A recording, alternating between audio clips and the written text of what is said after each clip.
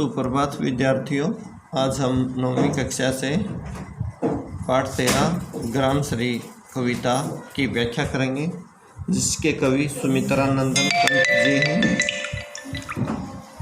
इस कविता में पंत जी ने ग्रामीण वातावरण और प्राकृतिक सौंदर्य का मनमोहक वर्णन किया है। दूर दूर तक फैली लहलाती फसलों से हरे भरे खेत, फल फूलों से भरे पेड़ पौधे, गंगा के किनारे की सुंदर रेत कवि को अपनी ओर आकर्षित करते हैं। अर्थात झुकाव है, कवि प्रकृति प्रेमी है। कवि ने प्राकृतिक सौंदर्य से अभिभूत होकर अपने भावों की समर्थ अभिव्यक्ति करते हुए यह कविता रची है। प्रकृति के सुकुमार कवि पंत प्रकृति की गोद में ही पले। वे प्रकृति का सानिध्य होता है, साथ पाकर ही प्राकृतिक सुषमा होता है, सुंदरता या सौंदर्य और समृद्धि का मनोहारी चित्रण कर पाए। ग्राम श्री कविता में पंत ने गांव की प्राकृतिक सुषमा और समृद्धि का मनोहारी वर्णन किया है। खेतों में दूर तक फैली लहलाती फसलें, फल फूलों से लदी पेड़ों की डालियां और गंगा की सुंदर रेती कवि को अत्यधिक रोमांचित करती है। उसी रोमांच की अभिव्यक्ति इस कविता में है। देखिए, कविता शुरू कर रहे हैं हम, इसकी व्याख्या करेंगे। फैली खेतों में दूर तलक मखमल की कोमल हरियाली, जो दूर तक खेतों में मखमल जैसी हरियाली फैली हुई है, लिपटी जिससे रवि की किरणें लिपट जाती हैं। रवि होता है सूर्य, चांदी की सी उजली जाली, तो वो चांदी की तरह चमकदार दिखाई देती है। सुबह आप ओस गिरी हुई हो, सुबह देखना, तब सूर्य की किरणें पड़ती हैं तो चांदी के समान चमकती हुई दिखाई देती हैं। तिनकों के हरे हरे तन पर हिल हरित रुधिर है रहा झलक, जो हरे हरे तन पर रुधिर होता है, खून झलकता हुआ दिखाई दे रहा है। रुधिर खून के लिए आता है। श्यामल भूतल पर झुका हुआ नभ का चिर निर्मल नील फलक, जो श्यामल भूतल है अर्थात जो श्यामल सांवले के लिए आता है, जो काली मिट्टी है या भू है, धरा है, उस पर नीले रंग का, नीले पर्दे के समान नीला आकाश झुका हुआ है। नीले पर्दे की तरह दिखाई दे रहा है नीला आकाश। रोमांचित सी लगती वसुधा धरती का पर्यायवाची होता है। रोमांचित अनुभव करती हुई दिखाई दे रही है। वसुधा आई जो गेहूं में बाल, जो और गेहूं में बालियाँ आ गई हैं। ये वसंत के समय का वर्णन है। अरहर सनई की सोने की, अरहर बोलते हैं हरियाणवी में, और सनई जिससे चारपाई के लिए सण तैयार होता है, वो सनई बोलते हैं उसको। फसल होती है, ये दोनों खरीफ की फसलें हैं ये।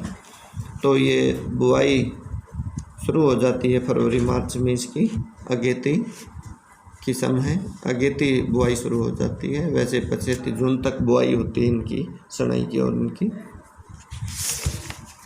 किंकनियाँ हैं शोभाशाली। किंकनियाँ वैसे घुंघरुओं के लिए आता है, घुंघरुओं के समान दिखाई दे रही हैं वे, जो छोटी छोटी पत्तियाँ हैं, शोभाशाली हैं।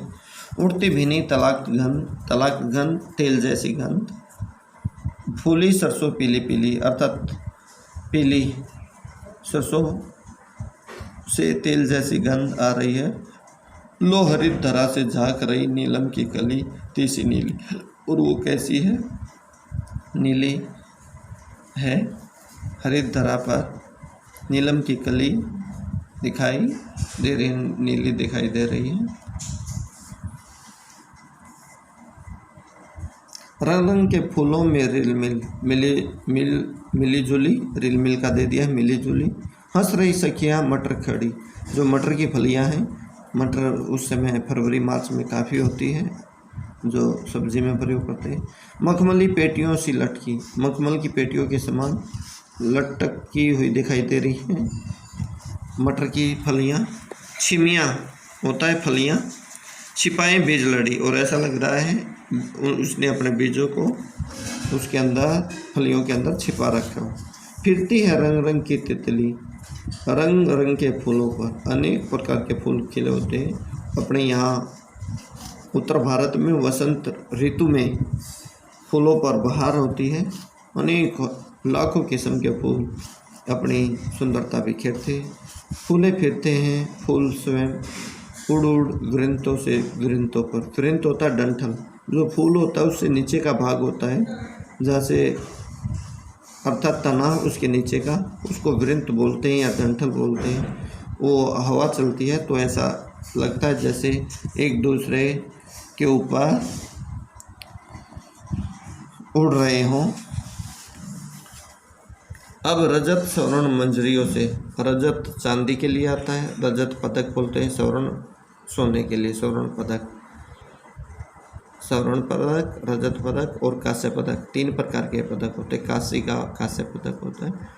अब रजत स्वर्ण मंजरियों से लद गई आमर तरु की डाली। आमर आम के लिए है। आम की जो डाल है वो सोने और चांदी जैसी आभा के जो है उससे मंजरियाँ उसके बोर के लिए आ गए हैं, उससे लद गई हैं। अर्थात फरवरी मार्च में उसके ऊपर बोर आ जाता है।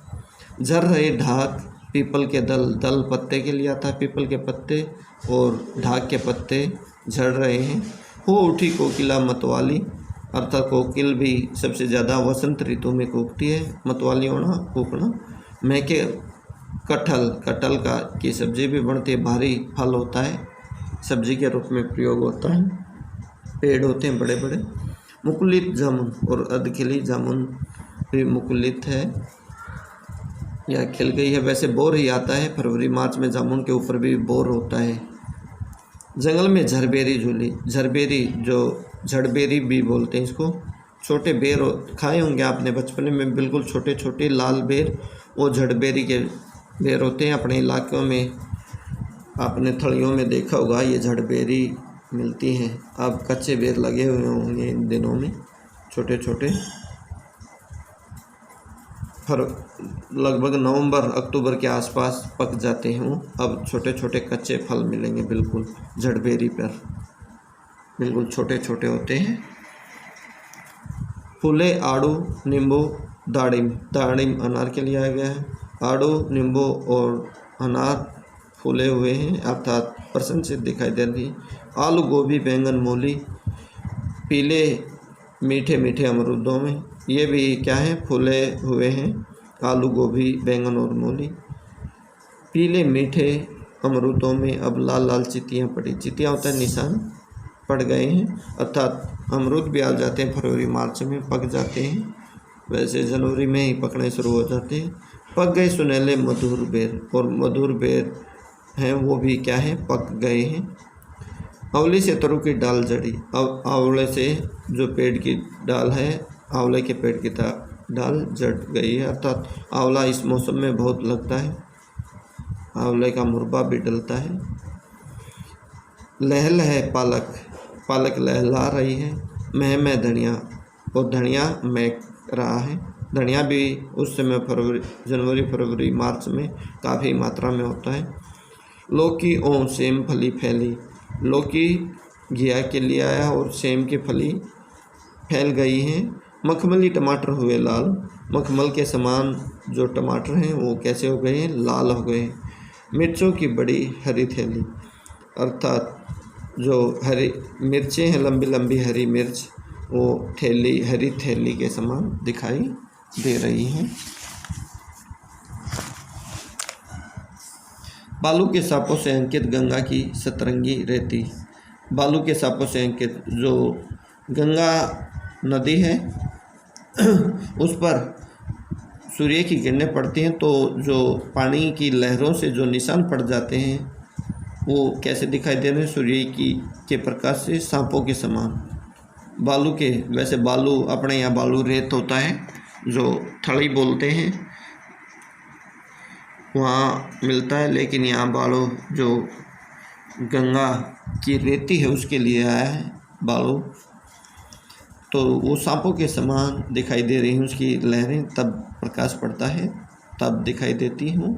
सुंदर लगती सरपत छाई तट पर तरबूजों की, खेती, जो उसका तट है, किनारा है गंगा का, उसके किनारों पर जो इसमें तरबूज की दी है, वैसे तरबूज, पेठा, ककड़ी, खीरा, लौकी, जितनी भी बेलदार किस्में हैं सब्जी की वो उगाई जाती हैं। उंगली की कंघी से बुगले कलगी संवारते हैं कोई, और जो बुगले हैं, बुगला पक्षी होता है सफ़ेद, हंसे सवेत है बकै सवेत कै भेद है बक का कयो, निरसिर विवेक तू हंस हंसे बक बकै, हंस और बुगले में कोई अंतर, हंसे सवेत है बकै सवेत है कै भेद है बक बग काक बकै हंस है, निरसिर विवेक तू हंस हंसे, दो दौर पानी को अलग किया जाता है तब हंस हंस होता है, हंस अलग कर देता बताते हैं, मुगला नहीं कर पाता। वो कलगी सवार रहे, कलगी जो माथे पर बाल होते हैं उनको अपने पंजे से सवार रहे हैं। तीरते जल में सुरखा, ये सुरखा मैंने चित्र देखा है, असलियत में नहीं देखा, अपने इलाकों में नहीं होता। सुरखा पक्षी बहुत ही सुंदर होता है, तीतर जैसा होता है, लेकिन उसके पंख अद्भुत होते हैं, बहुत ही सुंदर होते हैं। पुलिन पर मगरोठी रहती सोई, पुल के ऊपर जो मगरोठी पक्षी है वो सोया हुआ दिखाई दे रहा है या सो गई है। ये छोटी छोटी काली चिड़िया होती है, शायद वही मिलेंगी, फरवरी मार्च में वही होती है। जोड़ तालाब के किनारे देखोगे आप, छोटी सी काली चिड़िया होती है, मगरोठी पक्षी बोलते होंगे उसको ज़रूर। हसमुख हरियाली ही मातप, जो हसमुख हरियाली है, हिम मातप, हिम की गर्मी, हिम में ठंड होता है, वैसे बर्फ़ होता है। आतप जो ठंड है उसमें गर्मी से, सुख से अलसाए से सोए। हसमुख हरियाली कहने का मतलब ठंड में धूप से ऐसा लग रहा है जैसे अलसा कर सो गई हो। भीगी अंधियाली में, भीगी अंधियाली है अर्थात रात को ओस ज़्यादा गिरती है, तो भीगी अंधियाली में निशी की, निशी रात, तारक स्वप्नों में से खोए, तारे ऐसा लग रहा है जैसे स्वप्न में खोए हूँ। मरकट डिब्बे सा खुला ग्राम, मरकट हरे रंग का होता है, ये धातु नीले रंग का रतन होता है, सॉरी नीलम नीले रंग का होता है, मरकत हरे रंग का होता है। ये दे रखा मरकत हरे रंग का पन्ना रतन बोलते हैं इसको, तो उसके समान चमकता हुआ दिखाई दे रहा है। कहने का मतलब हरियाली गांव में बहुत ही अधिक होती है, जिस पर नीलम नभ, अच्छा नीलम नीले रंग का, नीलम ये भी एक रतन है, अंगूठियों में या उसमें पहनते हैं लोग। निरुपम हिमांत में स्निग्ध शांत, निरुपम होता है अद्भुत या जिसके समान कोई दूसरा न हो। हिमांत का अंत है अर्थात ठंड की समाप्ति की ओर है। स्निग्ध शांत, स्निग्ध और शांत है। निशोभा से हरता जनमन, अपनी शोभा से जनता के मन को हरता रहता है। कौन हरता रहता है? गांव। ये प्रश्न उत्तर भी होगा इसका। कवि ने गांव को हरता जनमन क्यों कहा? क्योंकि अपनी प्राकृतिक सुंदरता से सभी के मन को हरता रहता है। इस प्रकार से बड़े ध्यानपूर्वक इस कविता की आपको व्याख्या करनी है।